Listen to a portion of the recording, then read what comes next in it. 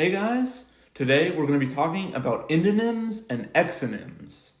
An endonym is the name a group of people gives to itself, the place they live, or the language they speak.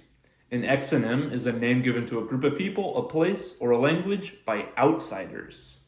These aren't always necessarily different. For example, both the endonym and the English exonym of Costa Rica are, well, Costa Rica. But it can be really interesting to see how a name like Germany arose when the people who actually live there call it Deutschland. Without further ado, let's look at a map. Alright, now let's add some borders. And now let's show all the countries whose main language is English, so their name for themselves is obviously equivalent to their name in English.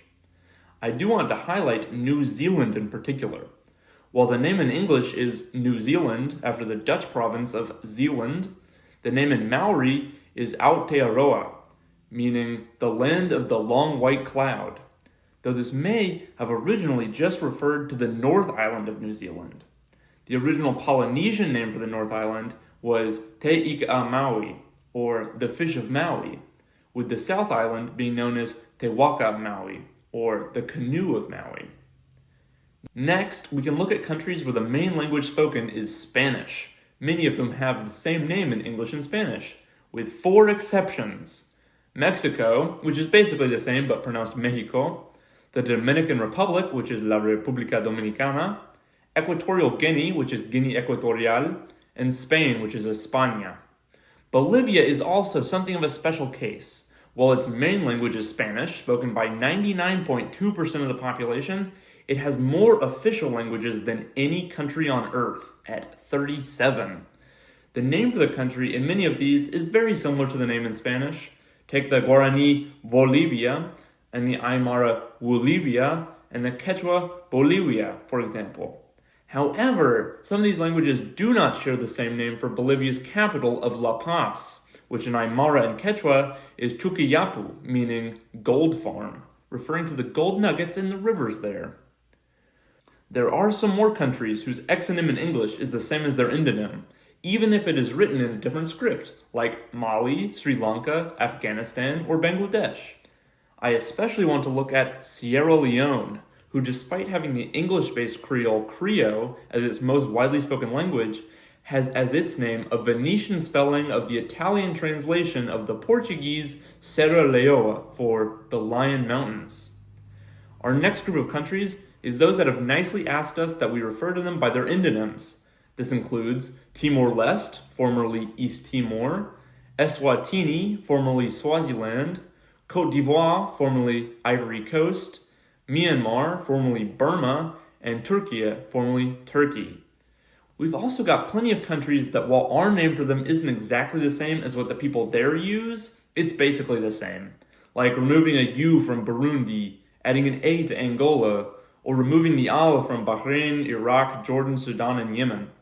This category also includes the Netherlands, whose endonym is Nederland, meaning lowland, what with basically the entire country being barely above or entirely below sea level, similar to the region as a whole being referred to as the Low Countries. Fun fact, the name for the Netherlands in Spanish is a literal translation of the Low Countries, Los Países Bajos. In English, there's yet another name often used to refer to the Netherlands, Holland. Holland is often used to refer to the country as a whole, though formally it just refers to the 2 provinces of North and South Holland. Though in fairness, Holland does contain basically everything people would consider to be Dutch, from tulips and windmills to Amsterdam, Rotterdam, and The Hague. Wait a minute, rewind that. People would consider to be Dutch. Why do we say Dutch? It comes from the Proto-Germanic Theodo, meaning of the people, that was used to refer to the Germanic people as a whole. It later evolved into the more specific meanings of Diets for the people of the Netherlands and Deutsch for the people of Germany. In English, the contemporary form Dutch was used to refer to all Germanic-speaking peoples, but it eventually shifted to just refer to the ones that they had the most contact with, the Dutch. We will see more of these antics when we talk about Germany, or as they call themselves, Deutschland. There are also tons of countries that while they have different names for themselves than we do for them, the 2 names are very clearly related, like Russia's Rossiya, or Tunisia's Tunis. There are many interesting stories here, including Thailand, which used to be referred to by outsiders as Siam. Now it is the Kingdom of Thailand, or Raja Anachak Thai, though it is often referred to by the polite Prophet Thai, or just Thai. We've also got Switzerland, whose names in German, French, Italian, and Romansh are the similar Schweiz, Schwyz, Svizzera, and Svizzera, respectively. The English name Switzerland comes from land of the Switzer, from German, and the adjective Swiss is a borrowing of the French Suisse. However, there is another name of Switzerland that is sometimes used, Helvetia, from the Latin for the Helvetii, the Gaulish tribe that lived there before the Roman conquest. This name is still used in languages like Irish or Greek. The name Confederação Helvetica is even used in Switzerland when they don't feel like using any of their other 4 official languages, and can be seen on stuff like coins and stamps. This is also the origin of the name of the font Helvetica, whose Swiss designer Max Meidinger originally named it New Haus Grotesque, but was renamed to Helvetica to evoke cutting-edge Swiss technology. Another interesting story is North Macedonia, whose endonym is Severna Macedonia. It used to refer to as just Macedonia, but Greece was not having that because it felt that it infringed on their own region called Macedonia, as well as the ancient kingdom of Macedon that they say they're descended from. It was a whole debacle that lasted over 20 years, finally ending with the Prespa Agreement, where North Macedonia agreed to add a north on there in exchange for being able to join NATO and the EU. But most people living there still just call it Macedonia. There are also plenty of countries for whom it is not so obvious that their exonym is related to their endonym. Take, for instance, Croatia, whose endonym is Hrvatska. Both Croatia and Hrvatska can trace their roots back to the Proto-Slavic this, meaning Croat. Croat is also the origin of the word cravat, because during the 30 Years' War, France enlisted Croatian mercenaries who showed up dripped out in fancy neckties. The French thought the ties were cool and named them after the Croats that wore them, though it got corrupted to cravat. Cambodia has the endonym Kampuchea. Cambodia is an anglicization of the French Cambodge, a transliteration of Kampuchea, which itself comes from the Sanskrit Kamboja Desha, meaning the land of the Kamboja, the descendants of the legendary Indian sage Kambu. During the regime of Pol Pot, the country was referred to as Kampuchea by outsiders as well, but now the country is internationally recognized as Cambodia. Austria comes from its endonym, the German Österreich, which itself comes from the Old High German word Österreich, meaning Eastern realm, since that was the easternmost bit of Bavaria. This makes it all the more funny that people confuse it with Australia, since the Oster in Austria and Österreich means east, but the Oster in Australia means south.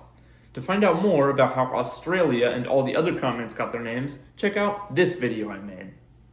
We've also got Montenegro, whose name is a Venetian calque of the Montenegrin Crna Gora, meaning Black Mountain, referring to Mount Lovćen, covered in dense forests. More interesting is probably Japan, whose endonym is Nihon or Nippon, which does not at first seem related to Japan. If we go all the way back to the 3rd century, we will see that the word for Japan in Chinese was wa, meaning like dwarf or submissive. Obviously, the Japanese didn't like this name at all, replacing it with the identically sounding wa, meaning peace and harmony, and adding a character meaning great, calling themselves Yamato. They also asked the Chinese to change their name for them, which they did, to something meaning sun origin, referencing Japan being to the east of China. This is also the source of the term Land of the Rising Sun. This name was brought over from China, replacing Yamato. It was originally pronounced Nippon, but then it became Nifon, and is now mostly pronounced Nihon, though Nippon is still used.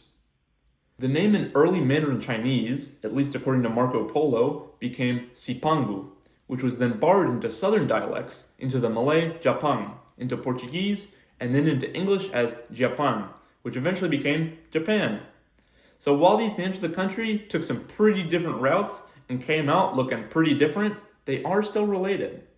The same could not be said for some other countries, whose exonym is entirely unrelated to their endonym.